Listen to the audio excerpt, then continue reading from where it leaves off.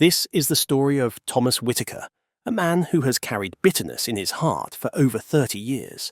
Estranged from his brother after a painful falling out, Thomas has lived a life of quiet routine, faith without fire, and a soul slowly closing in on itself. But sometimes, even after decades of silence, God still speaks, and grace still knocks. A forgotten letter, a mother's final prayer, a journey toward forgiveness, led not by force, but by divine intervention.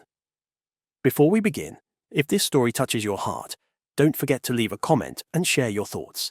Your feedback means a lot. And if you'd like to see more inspirational stories like this one, be sure to subscribe and tap the bell so you never miss a new video. Now, let's begin. The Olive Branch, a Journey of Grace. Thomas Whitaker rose before the sun, as he did every morning. The soft creak of the old floorboards beneath his feet echoed through the silence of his modest home. He moved through the familiar ritual, coffee brewed strong and black, the same chipped mug, the same worn Bible resting unopened on the kitchen table. Outside the small window, the world slowly turned from grey to gold, but the light did little to warm the coldness that had settled in Thomas's heart. His house was neat, almost too neat, as if order could somehow make up for what was missing. The walls bore no family pictures, no reminders of days long gone. Only a simple wooden cross hung above the doorway, dusty and forgotten. Thomas glanced at it briefly, then turned away, as if it accused him of something he wasn't ready to face. He drove the same route to the hardware store he managed, passing the church where his mother once sang in the choir, its steeple reaching hopefully toward the heavens. He nodded out of habit to Pastor Jim, who was unlocking the front doors. The pastor waved, his smile warm and inviting, but Thomas didn't stop. He hadn't really stopped in years. The bitterness had crept in slowly, like ivy curling around his heart. It began with that argument, the argument at their father's graveside all those years ago. Words hurled in grief, accusations that couldn't be taken back. His younger brother David's face was red with anger, tears in his eyes. Thomas was too proud and too hurt, turning his back and walking away. That was the last time he saw him. Decades had passed, but the memory stayed fresh, like an old wound that refused to heal. Thomas convinced himself he didn't need David. After all, David had betrayed him. David had walked away too. He parked the truck behind the store and sat for a moment, hands gripping the steering wheel. The sun now bathed the town in soft light, glinting off the steeple's cross. Thomas sighed and shook his head. Another day, he muttered, stepping out of the cab. He felt the familiar ache in his joints, a reminder of the years and the weight he carried. Inside the store, the smell of sawdust and oil filled the air. Thomas found comfort in the predictable tasks. Inventory, helping customers with lumber or paint, fixing the occasional broken tool. It kept his mind busy, kept the memories at bay. But today, as he worked, a strange restlessness stirred within him, a sense of emptiness deeper than usual. He tried to ignore it, tried to bury himself in the familiar, but it clung to him like a shadow. At closing time, he lingered by the counter, staring out the window at the quiet street. The cross on the church steeple caught the last rays of sunlight, glowing softly against the darkening sky. For the first time in a long while, Thomas felt something stir something he couldn't quite name. Longing, maybe, or regret. He locked up and headed home, the emptiness following him like a silent companion. The house greeted him with its usual stillness. He set his keys down, poured himself a glass of water, and stood in the doorway of the small study where boxes of his parents' things sat untouched. For reasons he couldn't explain, he stepped inside and switched on the light. Dust motes danced in the beam. His gaze fell on an old wooden box with his mother's initials carved on the lid. A strange thought crossed his mind. "What are you looking for, Thomas?" He didn't have an answer, but his hand reached for the box anyway. Thomas knelt beside the old wooden box, his knees protesting against the worn floorboards. The box felt heavier than he remembered, though perhaps it wasn't the weight of the wood and contents that burdened him, but the memories it held. He ran his rough hands over the lid, tracing the carved initials, M.W. Margaret Whitaker. His mother's gentle spirit seemed to linger in those letters, calling to him across the years. With a soft sigh, he lifted the lid. The faint scent of lavender rose up, mingling with the smell of aged paper and time long past. Inside were keepsakes, a delicate lace handkerchief, a faded photograph of his parents on their wedding day, a small New Testament with frayed edges, and beneath it all a sealed envelope, yellowed with age. Thomas froze. His heart thudded against his ribs as he picked up the envelope. His name was written on the front in his mother's graceful, familiar script. Thomas. The ink had faded, but the love behind each stroke seemed as fresh as ever. His fingers trembled as he broke the seal and unfolded the letter. The paper crackled softly, as if whispering secrets from another lifetime. He sank into the chair by the window, the letter shaking slightly in his hands as he began to read. My dear Thomas, if you are reading this, I am already with the Lord, where pain and sorrow are no more. Oh, how I have prayed for you, my son, for you and David both. I have watched you two, once so close, grow apart through hurt and misunderstanding. My heart aches for the distance between you. I know you have suffered, Thomas. I know the weight you carry. But I also know that God's grace is greater than all we bear. His mercy is endless, His love unchanging. I beg you, with all the love a mother's heart can hold, seek peace with your brother. Lay down your burdens at the foot of the cross and let the Lord heal what is broken. Life is too short, my son, and eternity is too precious. Remember what I taught you, that forgiveness is a gift we give because Christ first forgave us. Let that truth guide you, even when pride and pain say otherwise. I pray this letter finds you when the time is right, when your heart is ready. And when you are, trust that God will provide the strength you need.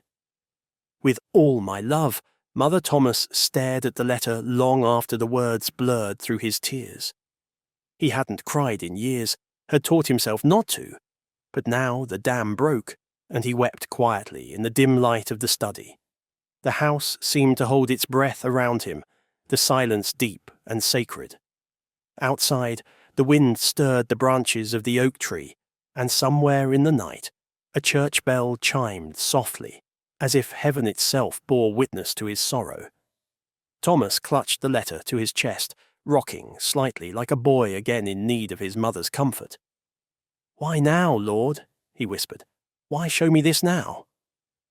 There was no answer but the quiet rustling of the leaves, and yet Thomas felt a strange warmth wrap around him, as if God's presence had drawn near. For the first time in decades, Thomas allowed himself to wonder, could reconciliation still be possible? Could there still be a way back? The thought both frightened and stirred him. He folded the letter carefully as if it were something holy and placed it on the table beside the cross that hung above the doorway. The cross no longer seemed so dusty nor so forgotten. The night stretched long and restless for Thomas. Sleep eluded him, his mind tangled in the words of his mother's letter. He lay in the darkness, staring at the ceiling where moonlight traced pale patterns through the lace curtains. The house, so often a place of refuge in his solitude, now felt like a vessel of memory, echoing with voices he had tried to silence. When at last he drifted into a troubled sleep, dreams came, dreams more vivid than he had known in years. He was a boy again, no more than 8 or 9, running barefoot through a field of wildflowers that swayed beneath a summer sun. David ran beside him, his younger brother's laughter bright and pure, carrying on the breeze like a hymn. They raced toward the great oak at the edge of their father's land, where their mother waited, her hands folded, a soft smile lighting her face. She knelt as they approached, gathering them both into her arms. The scent of her lavender soap filled Thomas's senses, and for a moment peace wrapped around him like a warm quilt. But then the sky darkened in his dream, and the field faded. The oak stood alone now, its branches bare, its trunk split down the middle. Thomas felt the distance widen between him and David, his brother slipping from his grasp, retreating into shadow. His mother's voice, gentle and sorrowful, echoed in the silence. "My sons, let not pride build walls where love once built bridges." Thomas awoke with a start, the weight of her words pressing against his chest. His pillow was damp with tears he didn't remember shedding. He sat up, the room bathed in the first blush of dawn, and rubbed his hands over his face. "Lord, what are you trying to tell me?" he murmured, his voice hoarse with emotion. He felt small and uncertain, as though he stood at the edge of something he could not yet see, a chasm between what had been and what might still be. Unable to stay still, he rose and crossed the room to where his mother's letter lay on the table beside the cross. His fingers brushed both, and he closed his eyes. Memories flooded in. David as a boy, eyes wide with wonder at the world, always looking up to Thomas, always eager to follow. Fishing trips where they whispered secrets on the riverbank, building forts in the woods, swearing oaths of brotherhood. Even the night of their father's passing, when grief turned to anger and love to silence. Thomas's heart ached at the remembering. He walked to the window and looked out at the quiet town, stirring to life. The church steeple caught the light of dawn, the cross gleaming at its peak. Something inside him shifted, a stirring of longing, of hope, of fear. He placed a hand on the cool glass, as if to reach for that distant cross. "Help me, Lord," he whispered. "Help me know what to do." And though no voice answered, though no sign appeared in that moment, Thomas felt the faintest flicker of peace kindle within, a spark not of his own making, but one he dared not ignore. The day awaited him, but Thomas knew, deep in his spirit, that nothing would ever be quite the same again. The morning unfolded like so many others, but Thomas felt the difference keenly, as if the very air carried a new weight. He moved through his routine in a quiet haze, the memory of his dream and his mother's letter lingering in every corner of his mind.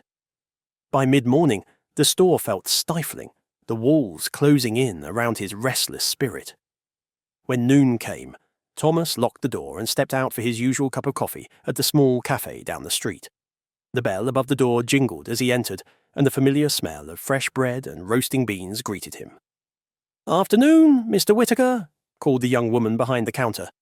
"Your usual?" Thomas managed a small smile. "Yes, thank you, Clara." He settled into a booth by the window, his gaze drifting to the street beyond. Life bustled on as it always did, children racing along the sidewalk, an elderly man tipping his hat to a passerby, the mail carrier whistling as he made his rounds. Yet Thomas felt strangely apart from it all, like a man watching a play unfold on a distant stage. The coffee came, steaming and strong, and he sipped it slowly, his thoughts turning again to David. What would I even say after all these years? The question burned at the edge of his mind, but no answers came. Lost in his musings, he didn't notice the napkin on the table at first. It wasn't the standard plain white, but a square of paper, creased and slightly smudged, as if someone had scribbled a note and left it behind in haste. His brow furrowed as he reached for it. There, in blue ink, written in a hurried but steady hand, were the words, "Blessed are the peacemakers, for they shall be called the children of God." Thomas's breath caught. He stared at the verse, his heart pounding as if the words themselves had leapt from the pages of Scripture and into his path. He glanced around, half expecting to see someone watching him, waiting for a reaction. But no one paid him any mind. The cafe bustled with the usual midday crowd, laughing students, a mother with a fussy baby, two men in suits discussing business.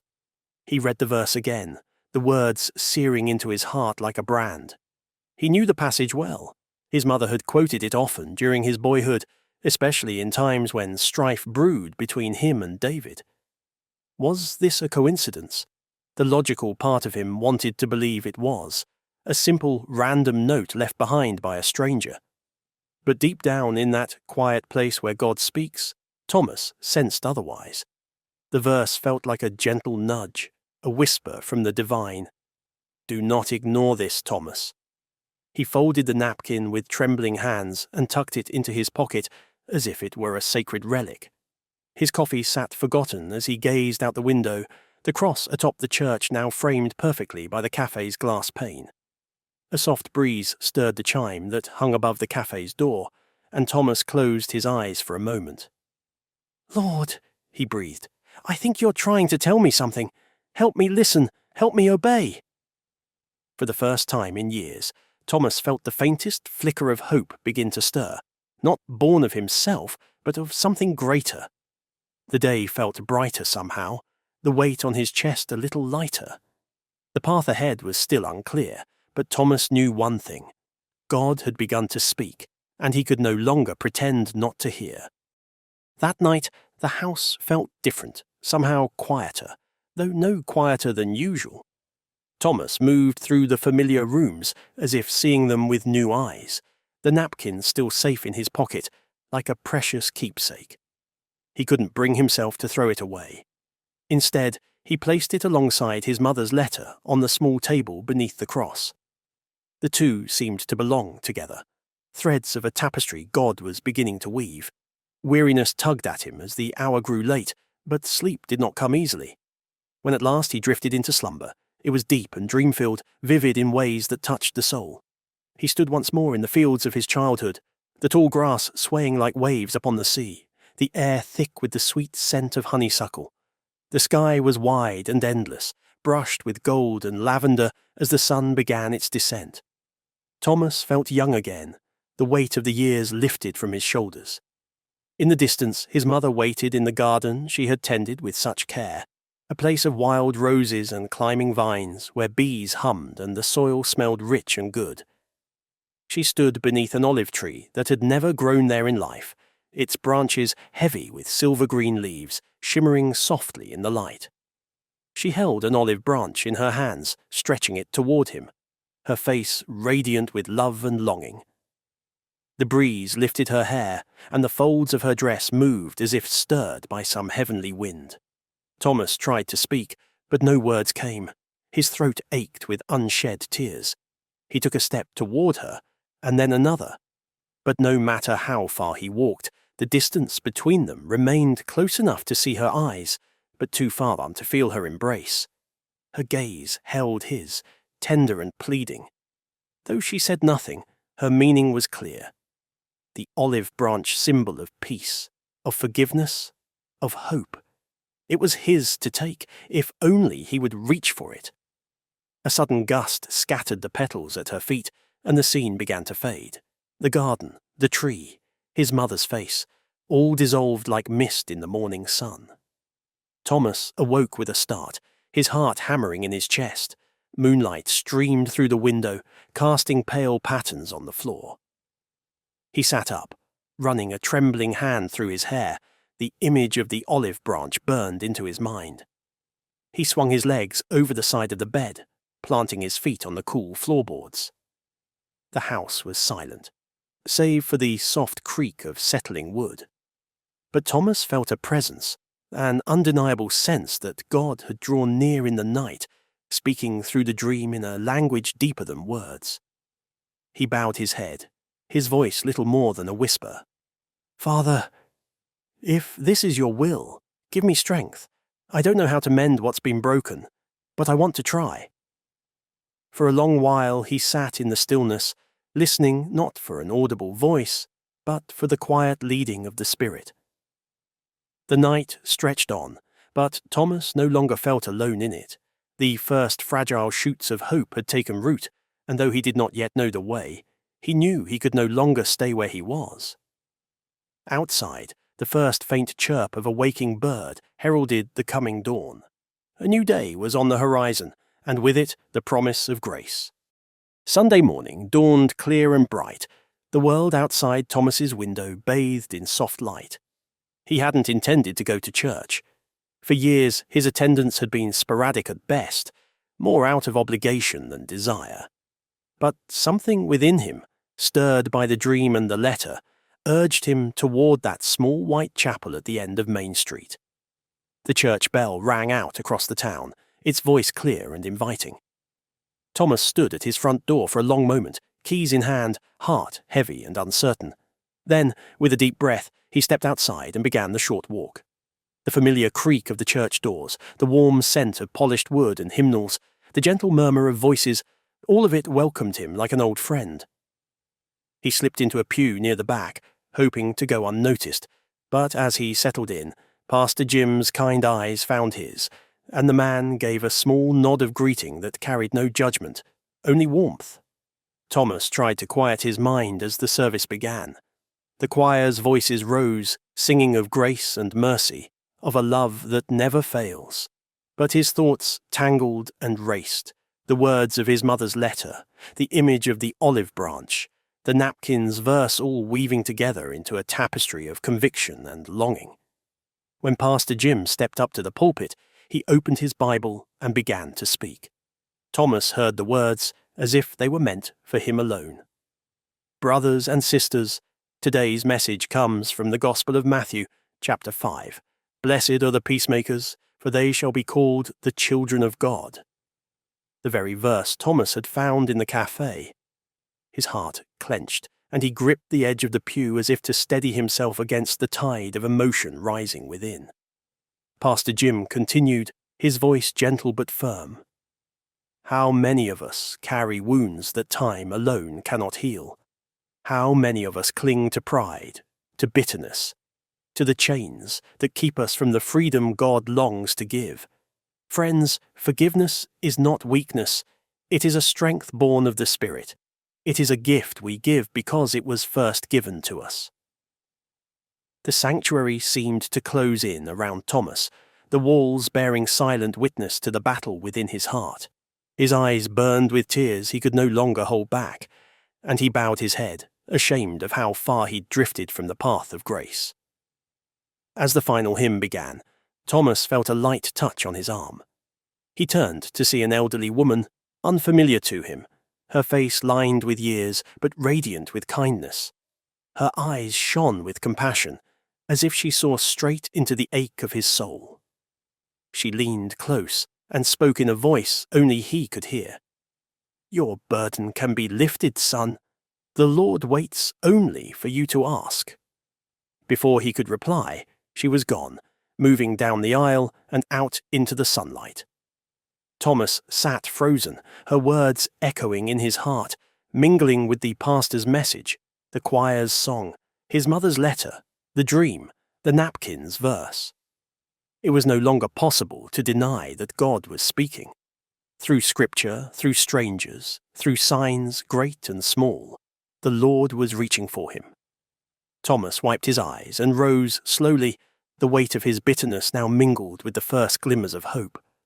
He stepped out into the bright morning, the church doors closing gently behind him, and lifted his face to the sky. Lord, he whispered, his voice trembling, I'm listening. And for the first time in years, the burden on his heart felt just a little lighter. The afternoon sun hung low as Thomas made his way to the lake on the outskirts of town, a place he had not visited in years.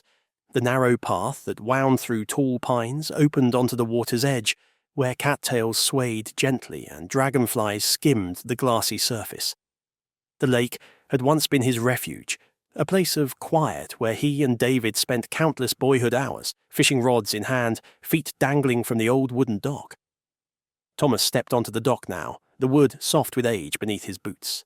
He lowered himself slowly, knees creaking, and sat with his hands clasped between his knees, staring out over the water.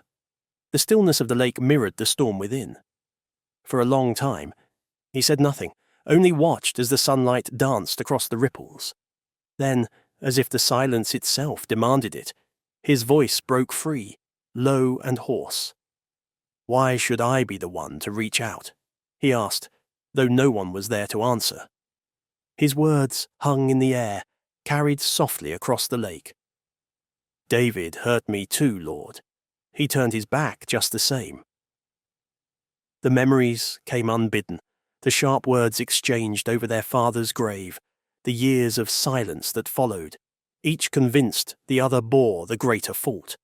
Pride had been their shield, bitterness their armour.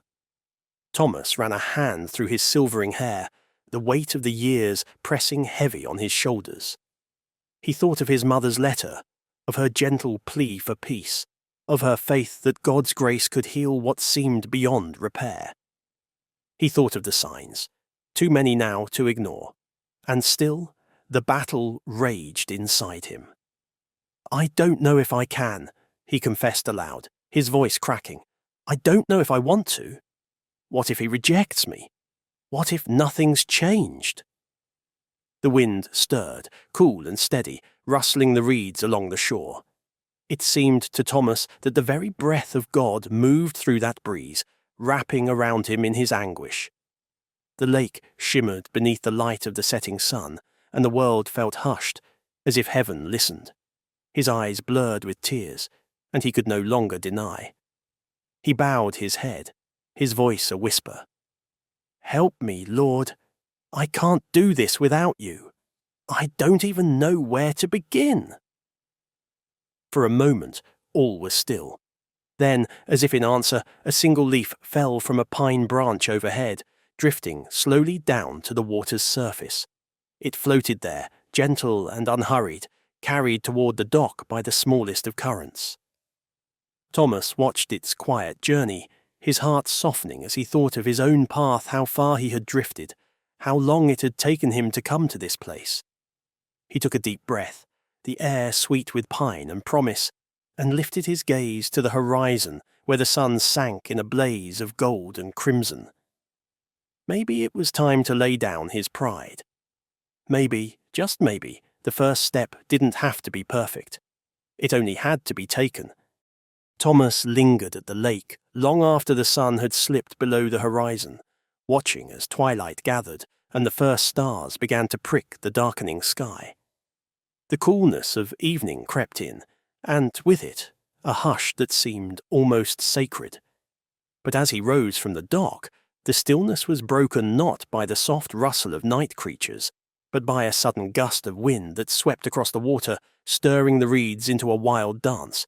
He looked up, surprised to see clouds rolling in from the west, thick, heavy clouds that had not been there moments before. The air grew charged, electric with the promise of a storm. A distant rumble of thunder reached his ears, low and insistent. Thomas quickened his steps, his boots thudding along the worn path toward home.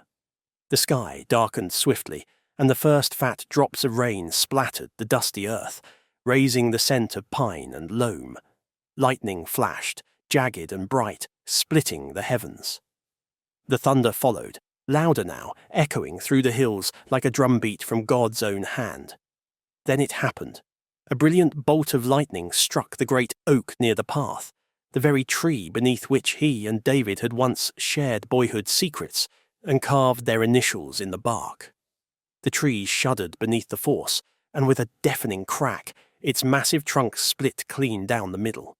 Splinters flew, and the scent of scorched wood filled the air. Thomas stumbled backward, heart pounding, as rain fell harder, drenching him through.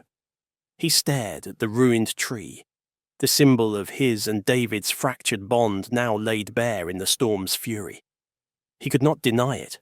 The storm, the lightning, the splitting of the tree. It felt like a message too clear to ignore. The division between him and his brother had festered long enough. The time had come for healing, or the damage would become irreparable. The rain softened, the storm passing as swiftly as it had come. The clouds began to break apart, revealing a sliver of the evening sky. And then, as if heaven itself offered a promise, a rainbow arched across the horizon, its colours vivid against the last of the storm's grey veil. Thomas sank to his knees in the wet earth, breathless at the sight. The rainbow's beauty was not lost on him, nor its meaning. God's covenant, God's mercy, God's reminder that light follows even the fiercest storm. The words of Scripture came unbidden to his heart. "I have set my bow in the cloud. and it shall be a sign of the covenant between me and the earth." Tears mingled with the rain on his cheeks. His voice, trembling but sure, rose in prayer. "Thank you, Lord. I see now. I will not delay any longer. Help me do what I must." The rainbow lingered, as if to bless his vow.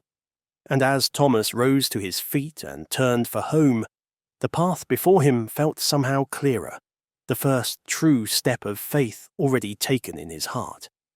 That night, Thomas sat at his kitchen table long after the house had fallen into deep silence. The storm's memory lingered in the crack of lightning, the shattered oak, the rainbow's soft glow. His clothes were dry now, but his heart still trembled at the weight of what had been shown to him. Before him lay a sheet of paper, blank but for the faint shadow of his hand resting upon it. The pen felt heavy between his fingers. So many times he had thought of writing to David, but the words had always died before they reached the page. Tonight, though, was different. Tonight, Thomas knew he could not delay. He closed his eyes and bowed his head, the flickering candle casting soft light on the worn surface of the table. "Lord," he whispered, "I have fought this for too long. I've let pride and pain keep me from the peace you offer. I can't fix this on my own. Please guide my words. Help me speak what's true." When he opened his eyes, the page no longer seemed so daunting. Slowly, carefully, he began to write. "David, I don't know how to begin, except to say I am sorry.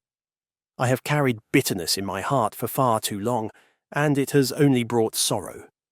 We both said things we regret, and I have let those words build a wall between us. I see now what that has cost, not just us, but the family we once were. Our mother's letter found me at last, and her words have stirred my soul. I believe God is telling me it's time, past time, to lay down the burden of unforgiveness. I miss my brother. I miss the man who stood by my side through childhood, who shared my joys and sorrows. I long to make peace, if you are willing. Please know this comes not from obligation or guilt, but from a desire to honor God and to heal what has been broken.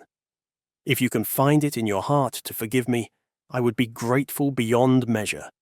If you need time, I understand. With hope, Thomas." Thomas set the pen down, his hands trembling, but his heart lighter than it had felt in years. He read the letter through once, tears filling his eyes as he saw his heart laid bare in the ink upon the page. He folded the letter, slipping it into an envelope with David's name scrawled across the front. His steps felt unsteady as he walked to the door, but he did not hesitate. The night air was cool and clean, the storm's fury now a memory. At the mailbox, he paused, the letter in his hand. Doubt whispered, "What if David rejects this?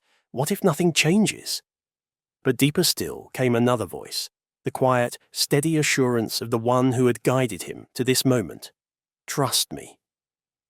With a final breath of surrender, Thomas slipped the letter into the box and raised the flag.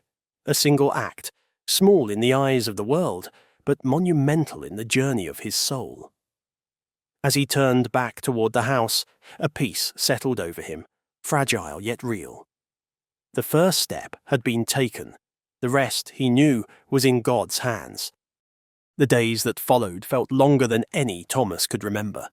Each morning he rose early, drawn to the front porch, as if the mail carrier's arrival might bring an answer, a sign, a word from the brother he had not seen in so long. And each day the same routine unfolded. Footsteps along the walk, the soft clang of the mailbox lid, and the familiar weight of disappointment settling in his chest as he retrieved only bills or circulars. Thomas tried to fill the hours. He worked at the store, tended to small repairs around the house, and even walked the lake path where the oak tree's splintered trunk still stood as a silent witness to his promise. But always his thoughts drifted back to that letter, now miles away in David's hands, or so he hoped. In the quiet moments, doubt began to creep in, its voice insistent and unkind. What if David has nothing to say? What if I waited too long? What if this was my own doing, not the Lord's leading at all? One evening, unable to bear the weight of those questions, Thomas lit a small lamp and opened his mother's letter once more. The paper was soft with age, the folds worn thin from so many readings. He traced the words with his fingertips, as if the touch might draw strength from them. "Lay down your burdens at the foot of the cross," he whispered, repeating her plea. He pushed back his chair and knelt on the worn rug beside the table, folding his hands, not out of habit, but from the deepest longing he'd felt in years. "Father, you know my heart. You know I've tried. I don't know what comes next. I don't know if David will answer, but I trust you. I trust that you can do what I cannot. I place this in your hands." The room felt still, the kind of stillness that comes when the soul finally surrenders. Outside, the wind sighed through the trees and the stars glimmered softly beyond the window pane. Thomas rose, his knees stiff, but his heart a little steadier. The outcome was no longer his to control. His part had been done, the rest belonged to God. That night, sleep came more easily, and in his dreams there were no storms, no fractured trees, only the gentle image of two boys fishing at the lake, side by side, as the sun rose over calm water. When Thomas woke, the first light of dawn crept through the curtains, painting the room in gold. A new day had begun, and with it the quiet hope that perhaps, somewhere, David was reading his letter. And remembering too. 3 days had passed since Thomas's prayer of surrender, 3 days of quiet waiting, of working with hands that felt steadier than they had in years, of rising each morning with a measure of peace that could only have come from above. The evening light slanted through the window as Thomas finished sweeping the front porch. The air was cool, scented with the sweetness of early spring blossoms.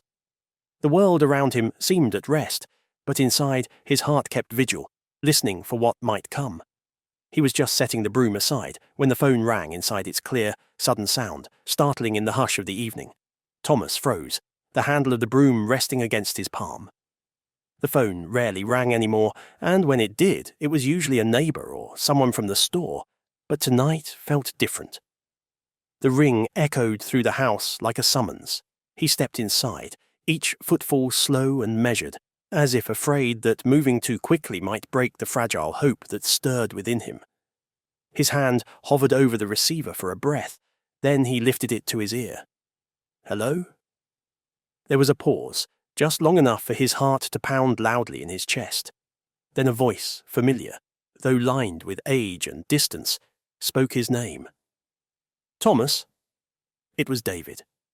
For a moment, Thomas could say nothing.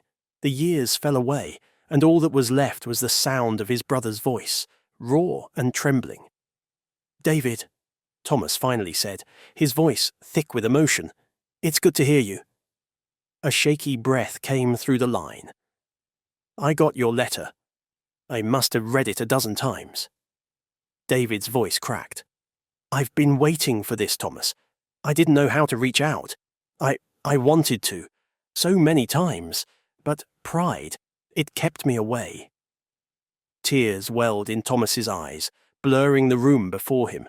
He sank into the chair by the window, gripping the phone as if it were a lifeline. "I let pride keep me away too," Thomas confessed, his voice soft. "I should have written sooner. I should have tried. But I'm here now, David. I want to make things right." A long silence followed, but it was not empty. It was filled with the unspoken relief of two hearts finding their way back. "I forgive you, Thomas," David said at last, his words broken but true. "Can you forgive me?" "With all my heart," Thomas whispered, the burden lifting at last. And in that moment, miles apart yet closer than they had been in decades, two brothers began the work of healing, their words weaving the first stitches of a bond restored. They talked long into the evening of memories, of regrets, of hopes for what might still be. The stars rose high over the town, shining bright through Thomas's window, as if heaven itself bore witness to the miracle unfolding. And when at last they said good night, Thomas sat in the quiet, the phone resting in his hands, his heart full of gratitude. "Thank you, Lord," he breathed, his voice barely more than a whisper. "You made a way." Outside, the night was peaceful, the breeze soft, and the promise of reconciliation as real as the dawn that would soon break. A week later, Thomas stood at the edge of the driveway where he and David had played as boys, the gravel crunching softly beneath his boots. The house of their childhood still stood, though it belonged now to another family. The paint was a little brighter, the porch swing newly mended, but the bones of the place were the same. The wide front steps, the ancient lilac bush by the gate, the chimney where they'd once carved their initials in secret. Thomas's heart pounded as he waited. His hands trembled slightly, not from fear, but from the weight of the moment, the long years of silence that were about to be broken in full. And then he saw him. David stepped out of a car parked beneath the old maple tree, his hair greyer, his shoulders stooped a bit, but his face still the one Thomas had known all his life. For a heartbeat, neither spoke. They simply stood, two men on the threshold of grace, their eyes filled with everything words had not yet said. Then, without thinking, Thomas took a step forward. So did David. And in the next breath they embraced, awkward at first, then fiercely, as though trying to close the gap of lost years with the strength of their arms. "I missed you, brother," David said, his voice breaking, his hand clapping Thomas's back.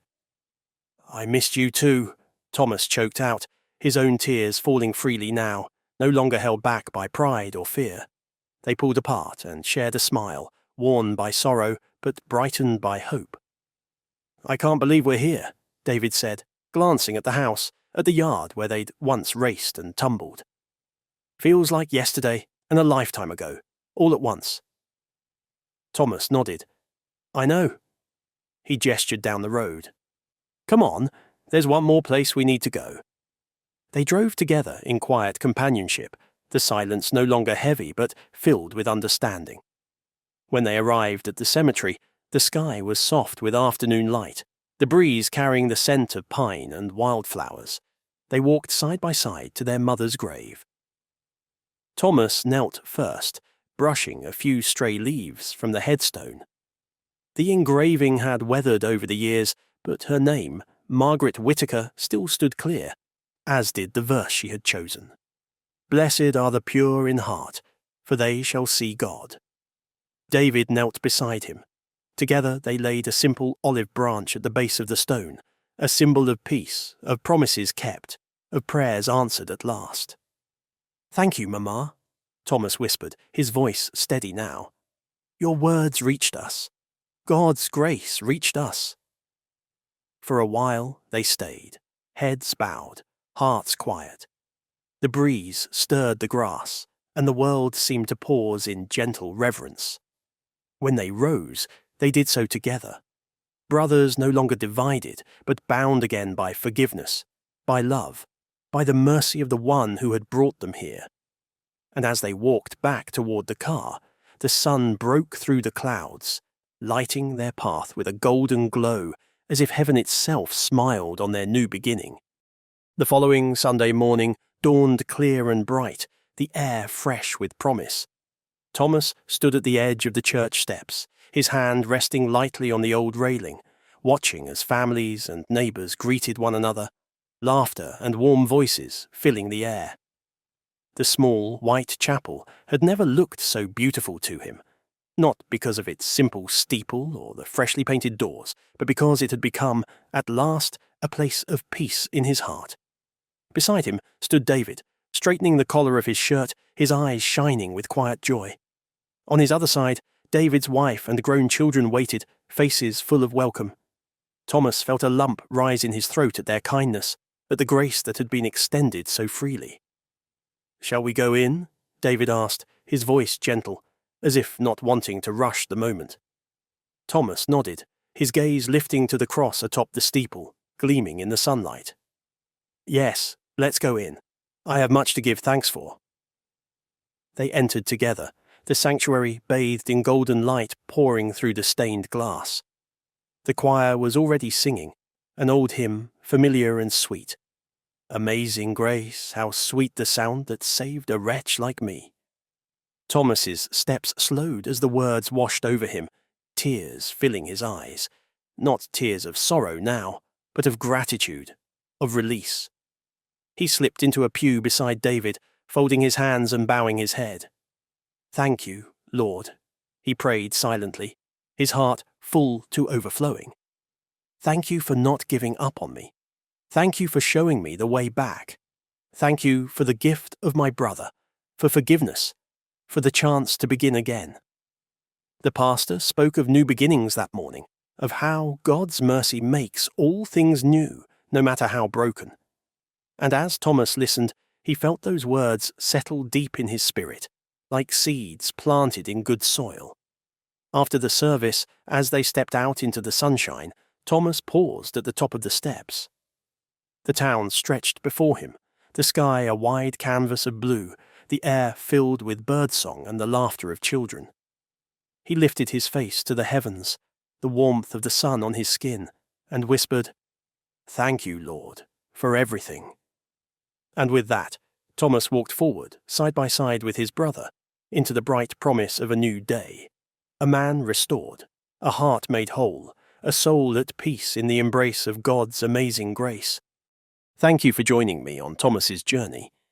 I hope his story of reconciliation and grace stirred something in your own heart. If you found meaning in this story, please consider liking the video, subscribing, and sharing your thoughts in the comments below. I'd love to hear how this story spoke to you, and what moments touched you the most. Your feedback helps this channel grow and helps me share more faith-filled stories just like this. Until next time, may grace lead you, and peace be your companion. See you in the next video.